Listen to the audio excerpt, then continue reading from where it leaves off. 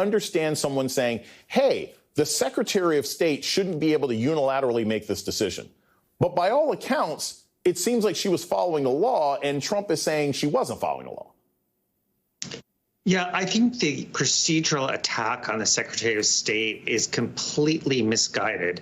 Let's leave aside for the moment whether you agree or disagree with her decision, because she could have ruled, the opposite way.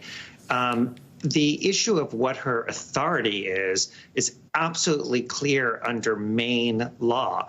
The way the Maine law works is that initially the decision is made by the Secretary of State as to whether somebody is qualified, just as if they were under 35 years old. If there was a teenager running for office, the Secretary of State would make a decision about whether that person should be on the ballot. But as the Secretary of State put in her decision, she is not the last word. She makes a decision.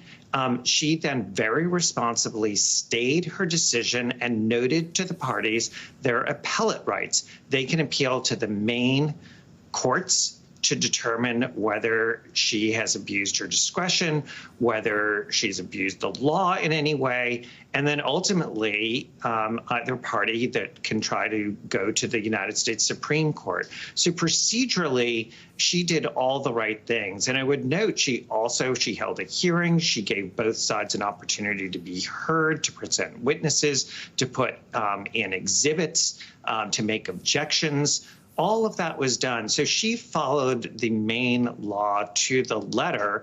Now, to be fair, both sides could appeal the decision to the courts, and that's what we're seeing now. So it's wrong to characterize this as, oh, the Secretary of State is the only person who is unilaterally making a decision.